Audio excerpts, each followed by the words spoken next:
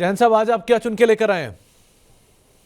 देखिए सर, अभी हमने थोड़ी देर पहले डिस्कस किया था एक परसिस्टेंट और एक इन्फोसिस और तीसरा काउंटर और एम्फेसिस।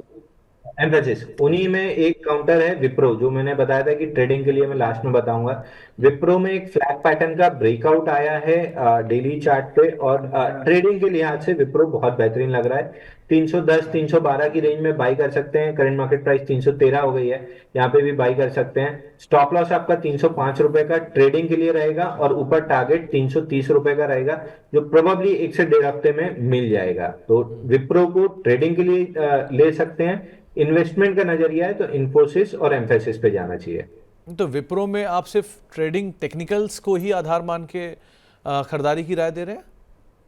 सर, पिछले अगर आप 15 साल का डेटा स्टडी करेंगे तो हमेशा जब आईटी में रैली आई है, विप्रो अंडर परफॉर्मर रहा है। बीच बीच में थोड़ा सा आउट परफॉर्म करता है, but by and large under performer रहा है। तो अभी शॉर्ट टर्म में आउट परफॉर्मेंस आई है, तो उसको यूज करते हुए ट्रेडिंग बेट लेनी चाहिए।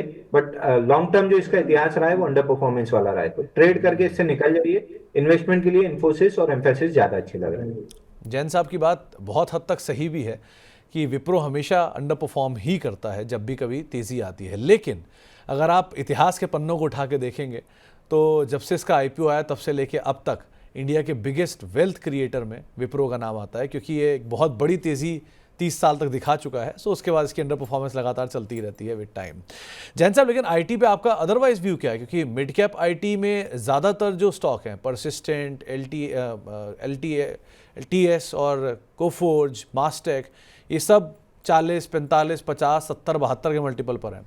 बिरला सॉफ्ट सस्ता है, न्यूक्लियस सॉफ्ट सस्ता है, विप्रो सस्ता है।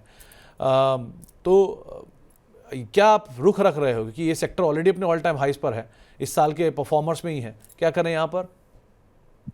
देखिए, जैसा आपने कहा कि ऑलरेडी परफॉर्मेंस आ चुकी है और ऊपरी स्तर पे है, तो इस समय आपकी फिर चॉइसेस बहुत लिमिटेड हो जाती हैं। और इस तरीके की परफॉर्मेंस के बाद आपको फंडामेंटल से ज्यादा टेक्निकल्स पे भरोसा करना चाहिए, क्योंकि पहली वीकनेस वहीं आती है, उसके बाद रिजल्ट खराब आना स्टार्ट होते हैं। तो फिलहाल टेक्निकली तीन स्टॉक्स में अच्छी स्ट्रेंथ है। विप्रो ट्रेडिंग के लिए प्ले कर लीजिए, एम्फेसिस और इन्फोसिस अभी आप लॉन्ग प्ले कर सकते हैं। लास्ट टाइम इन्फोसिस 1440 रुपए पे मनी नाइन में हमने रिकमेंड किया था, तो वहां से अच्छी रैली आई, फिर कंसोलिडेट कर रहा है। तो अब इसमें टेक्निकल प्ले है, तो आप टेक्निकल्स देखते हुए प्ले कीजिए। 1 1.5 साल के लिए एम्फेसिस हो गया, इन्फोसिस हो गया, कुछ हद तक एलटीटीएस भी अच्छा लग रहा है, लेकिन फिर वही है, थर्ड और फोर्थ चॉइस पे क्यों जाना जब फर्स्ट और सेकंड चॉइस ही इतनी अच्छी मिल रही है, एम्फेसिस और इन्फोसिस। तो इन दो काउंटर्स को सेलेक्ट कीजिए इन्वेस्टमेंट के लिए, और ट्रेडिंग के लिए विप्रो। बाकी काउंटर्स फिर फोर्थ फिफ्थ चॉइस में आते हैं, तो जब टॉप थ्री है अपने पास और अवेलेबिलिटी भी है, तो फिर फोर्थ फिफ्थ में जाने का कोई मतलब नहीं बनता है। तो जैन साहब, दो नाम और हैं। एक है हैप्पीएस्ट माइंड जो पिछले 3 साल से चला नहीं, दूसरा है न्यूक्लियस जो कि सबसे सस्ता है फिर भी नहीं चलता। यहाँ क्या करें? देखिए, हैप्पीएस्ट माइंड में वही दिक्कत थी कि भाई आईपीओ आने के बाद फटाफट इसने बेस बनाया, लगभग 5 महीने में बेस बना के जब ब्रेकआउट दिया था 400 रुपए पे, वहां से काउंटर चला गया था 1500 रुपए। तो रैली इतनी एक्सटेंडेड हो चुकी थी कि अब उसका एब्जॉर्प्शन चल रहा है, और अगले 1.5 2 साल भी स्टॉक में आपको बहुत ज्यादा कोई रिटर्न आते हुए नहीं दिखेगा। तो एग्री। बेटर को अवॉइड करना चाहिए। दूसरा, ठीक है। न्यूक्लियस सॉफ्ट में भी लगभग सिमिलर चीज है। वहां भी दिक्कतों भरा, मतलब अभी इस तरीके का पैटर्न नहीं है कि फ्रेश बाइंग रिकमेंड की जा सके, तो उसको भी हम अवॉइड की लिस्ट में डालेंगे। ओके। और लास्टली दोनों मेजर, जिसमें एक तरफ आता है टेक महिंद्रा जो कि अपने ऑल टाइम हाइस पर भी है, वैल्यूएशन में सबसे महंगा निफ्टी का स्टॉक है। दूसरी तरफ आता है सेक्टर का सबसे बड़ा प्लेयर जो कि है टीसीएस, जो वैल्यूएशन वाइज कंफर्टेबल है लेकिन बहुत महंगा भी नहीं है। यहाँ क्या करें? देखिए, टेक महिंद्रा और परसिस्टेंट दोनों हमको अच्छे लगते हैं, लेकिन प्रॉब्लम ये है कि ब्रेकआउट पॉइंट से एक्सटेंडेड है, तो पुल बैक आ सकती है, थोड़ा प्रॉफिट बुकिंग आ सकती है, इसलिए हमने छोड़ दिए। टीसीएस बहुत बेहतरीन लग रहा है, लेकिन प्रॉब्लम ये होती है, हम जब भी क्लाइंट्स को टीसीएस रिकमेंड करते हैं, वो उसके प्राइस पॉइंट की वजह से कि 4500 का स्टॉक है, थोड़ा सस्ता बताओ, इसलिए छोड़ देते हैं। तो हम भी टीसीएस को इग्नोर कर देते हैं कि टीसीएस छोड़ दो। तो उस लिहाज से फिर एलिमिनेट करते करते 3 4 काउंटर बचते हैं। नहीं, अच्छा, आपको मतलब ये सवाल आपको भी आते हैं कि कोई सस्ता बताओ शेयर? आमतौर पे ये सवाल हमें ही कई बार सुनने को मिलते हैं, तो आप इसका जवाब कैसे देते हो कि मैं, कोई दुकान नहीं है, कोई मेन्यू कार्ड नहीं है, जो आप बोलोगे मैं वो दिखाऊंगा? ऐसा कुछ होता है क्या? नहीं नहीं सर, एक्चुअली क्या होता है, हम यूपी बिहार साइड में ज्यादा काम करते हैं, तो वहां पे उतना ही हार्ड कमबैक भी आता है, तो हम लोग थोड़ा पोलाइटली रिप्लाई करते हैं कि सर वैल्यूएशन वाइज वो ठीक है, फिर सेकंड ऑप्शन आपको लेना है, सस्ते में इन्फोसिस मिल रहा है, वो देख लीजिए। नहीं, लेकिन जैन साहब अपनी समझ के लिए मैं आपसे पूछना चाह रहा हूँ कि कोई शेयर, से फॉर एग्जांपल टीसीएस है, वो 4,000 रुपये का है, विप्रो जो है वो 200-250 रुपये का है। शेयर के दाम दोनों के अलग अलग हैं, दोनों निफ्टी का स्टॉक है, लेकिन क्या तर्क दिया जाए कि विप्रो, वो टीसीएस 4,000 रुपये का है और विप्रो 250 रुपये का है? इसको आप कैसे समझाओगे, अगर किसी मेरे जैसे आम आदमी को समझाना है तो?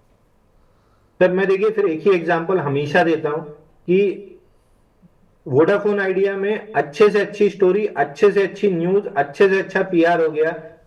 जियो ने एकदम कम पीआर किया, लेकिन दोनों में एक ही अंतर था कि एक प्रॉफिटेबल कंपनी थी, एक कर्ज तले दबी लॉस मेकिंग कंपनी थी। 8 साल में आप जियो देख लो कहां से कहां चला गया, महंगे से बहुत महंगा हो गया। वोडाफोन आइडिया सस्ते से बहुत सस्ता हो गया। तो अब आप डिसाइड करो कि सस्ता लेके और सस्ता बेचना है कि महंगा लेके और महंगा बेचना है। फिर आपका पैसा है, आपकी मर्जी है, हम केवल सलाह दे सकते हैं, वो हमने दे दी। तो वही चीजें, सस्ता लेके और सस्ता, मतलब सस्ता रोए एक बार, महंगा रोए एक बार, सस्ता रोए बार बार। आप डिसाइड करो आपको क्या लेना है। तो जैन साहब, क्या मैं सही समझ रहा हूँ कि ऑडी के दाम पे ही आएगी, मारुति के दाम पे आएगी? सर एनी डे, वो तो अगर ब्रांड वैल्यू और कंफर्ट और इन सारी चीजों का आप डिफरेंस देखेंगे तो कहीं ना कहीं उसका प्राइस तो आपको पे करना ही पड़ेगा। चलिए, बहुत बहुत शुक्रिया जैन साहब, आज आपने 1.5 घंटे तक हमें दर्शकों के सवालों के जवाब दिए, हमसे बातचीत की। आप खाना खा रहे थे, खाना खाते खाते बीच में आप हमसे मुखातिब हुए और बातचीत कर रहे हैं, तो बहुत बहुत शुक्रिया। और आप अपना लंच कंटिन्यू कर सकते हैं। माफ़ी, आपको लंच के बीच में हमने डिस्टर्ब किया, और आपसे हम आगे बातचीत करते रहेंगे, लेकिन बहुत बहुत शुक्रिया अपना समय हमें देने के लिए, हमसे बातचीत करने के लिए और दर्शकों सवालों के जवाब देने के लिए। जाने से पहले कोई डिस्क्लेमर जो आप देना चाहोगे?